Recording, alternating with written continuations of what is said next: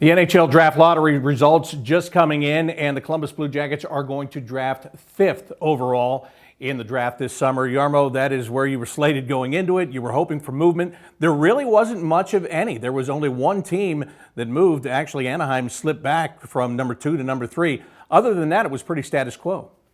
Yeah, I guess that's what the percentages are for, and it was disappointing. We were hoping that we'd win 1 or 2, but at least we didn't slide back. So somebody said 5th overall pick for the 5th line, so I think that's appropriate. All right, let me ask you, you go into this draft with 3 first-round picks this year. So even though you're sitting at number 5, whether it comes to players, draft picks, whatever, there are a lot of options that you have, aren't there? Absolutely. I think it gives us a lot of flexibility. We have those assets now that we can think of within our group. That what's the best way to build from those picks, and it could be a trade, it could be a pick, 2 picks out of 3, or if we think that's the best way to do and best way to go, we'll pick all 3.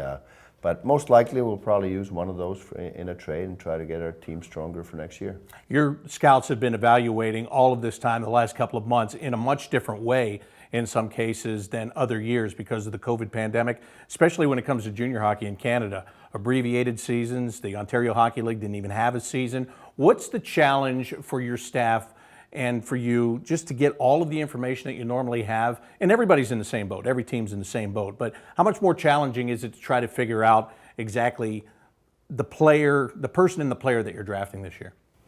Well, I think it's just the amount of video that we have to do and lack of live viewings. Ontario Hockey League didn't play at all year, so we were based on the underage reports from the year before, and some of the tournaments that these guys have attended in the World Junior Under 18 in Texas.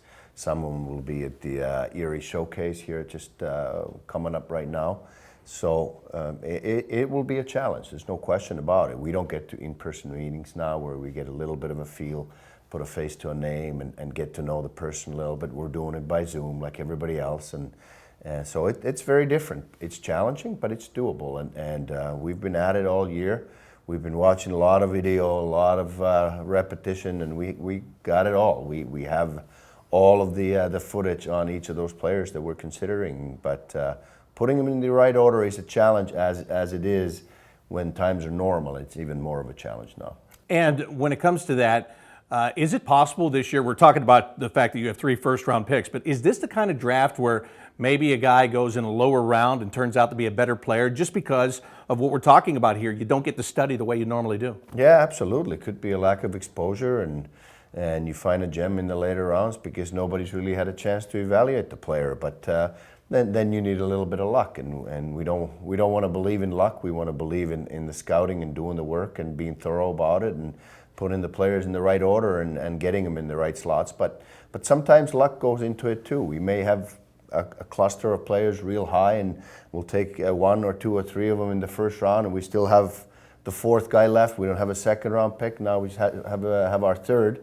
And the guy might still be there just because of the lack of exposure. And we've seen him a lot, we've studied him a lot, and we had him very high on our list, maybe up even in the first round, but he didn't quite get to that group where we picked, and he's still there in the 3rd. I've seen that happen even in the normal years. So it could be very possible right now with everything going on with the pandemic and lack of exposure. Because you guys have been at this for a long time, is there a name right now that you know? I'm not asking you to say it, but do you know right now, hey, if we get the number 5 and this guy's there, that's the guy that we're looking to take? Well, we'll put our order together here in the upcoming meetings, and I think we'll have a pretty good idea that it's going to be one of these 2 or 3 players that's going to slip to 5, and we're hoping that it's going to be our number 1. Most likely won't be, but if not, then it will be our number 2, and then we'll have our fingers crossed, hoping that it's our number 3, and so forth, and whoever the best one or the highest one left available for us at 5 we'll pick. And we always talk about it. We take the best player available in our minds. We're not doing it on need or position.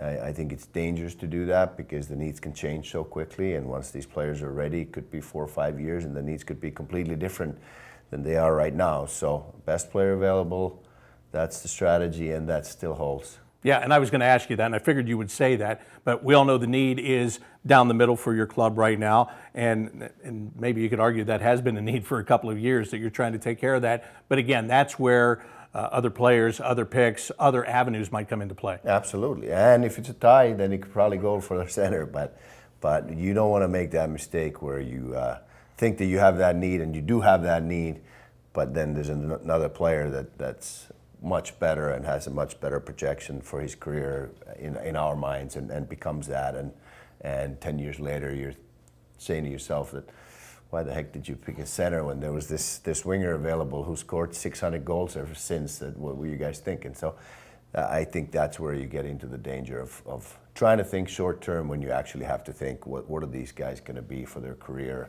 and that's the tough part of amateur scouting.